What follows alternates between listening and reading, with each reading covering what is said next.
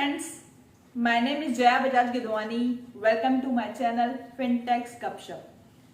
मैंने अपने last video में आपको समझाया था कि हमें कौन सी इन्वेस्टमेंट में इन्वेस्ट करना चाहिए जिससे हमको कम से कम टैक्स लगे, और अगर लगे तो कौन सी स्टेज पे हमको टैक्स लग सकता है। अगर आपने नहीं देखा तो मैं यहाँ लिंक शेयर करती हूँ, प्लीज जरूर देखिए।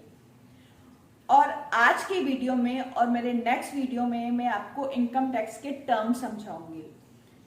ये इनकम टैक्स के टर्म समझना जरूरी है क्योंकि आगे जो भी मैं डिडक्शन के वीडियो बनाऊंगी उसमें आपको ये सब चीजें इजीली समझेगी।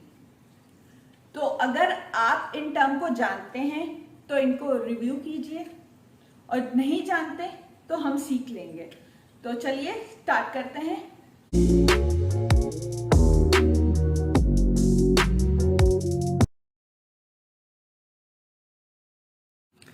चलिए स्टार्ट करते हैं पहले और इम्पोर्टेंट टर्म से ही। What is income tax? Income tax direct tax होता है जो डायरेक्टली आपकी इनकम पे एप्लीकेबल रहता है। टोटल इनकम के 5 हेड हैं जिन पे इनकम टैक्स एप्लीकेबल रहता है। वो हेड मैं आपको आगे वीडियो में समझा दूंगी। टैक्स गवर्नमेंट का रेवेन्यू होता है जो टैक्स पेयर से कलेक्ट किया जाता है।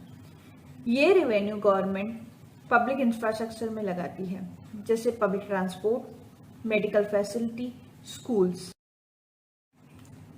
इनकम टैक्स रिटर्न एक डॉक्यूमेंट होती है जिसमें हम अपने income, expenses, other financial information declare करते हैं गवर्नमेंट को।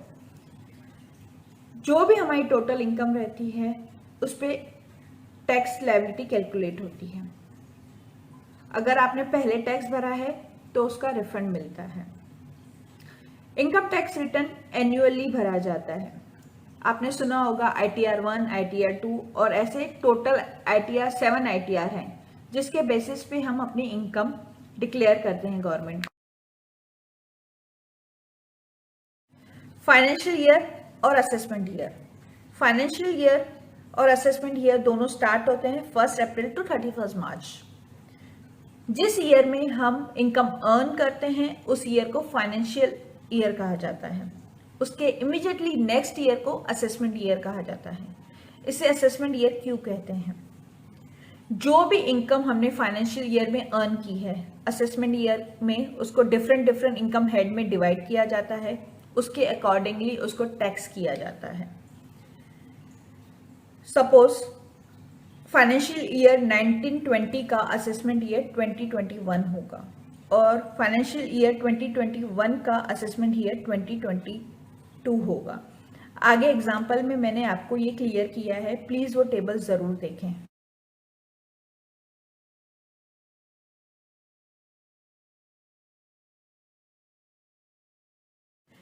इनकम टैक्स रिटर्न हमेशा असेसमेंट ईयर स्पेसिफाई करता है।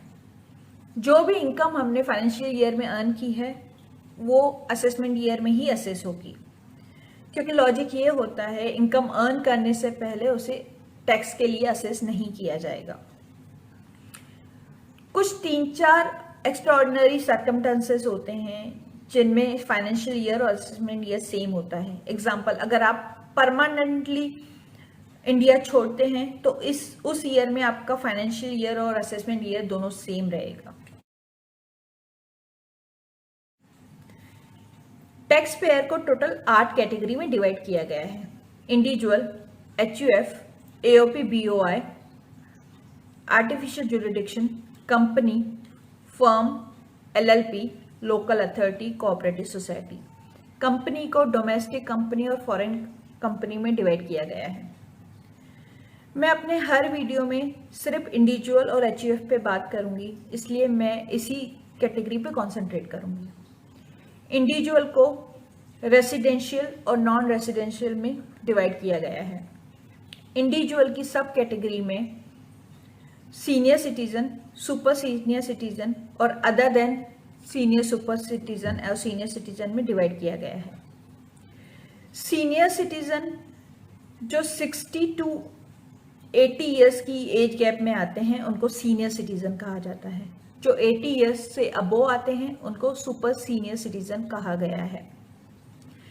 HUF मतलब हिंदू अनडिवाइडेड फैमिली।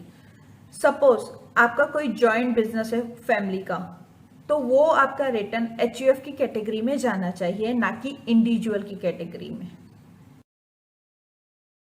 मैंने आपको बताया था कि टोटल इनकम के 5 हेड होते हैं, उसके अकॉर्डिंगली आपकी इनकम टैक्स होती है। इनकम फ्रॉम सैलरी, जो भी इनकम आपकी सैलरी और पेंशन से रिलेटेड है वो इस कैटेगरी में आएगी। इनकम फ्रॉम अदर सोर्सेज, जैसे बैंक से आपको इंटरेस्ट मिला है, या आपने सडनली कोई लॉटरी जीत ली है, या कोई रियलिटी शो में आप बहुत सारा पैसा कम जीत लिया है, तो वो आपको इनकम फ्रॉम अदर सोर्स में दिखाना पड़ेगा। इनकम फ्रॉम हाउस प्रॉपर्टी, जो भी आपको रेंटेड इनकम मिलती है वो इनकम फ्रॉम हाउस प्रॉपर्टी में जाती है। Income from capital gain, income from capital gain को लॉन्ग टर्म और शॉर्ट टर्म कैपिटल गेन में डिवाइड किया गया है। जैसे शेयर, म्यूचुअल फंड, कोई हाउस प्रॉपर्टी आपने बेची है या कोई प्रॉपर्टी बेची है तो उसको इनकम फ्रॉम कैपिटल गेन में शो करना पड़ेगा।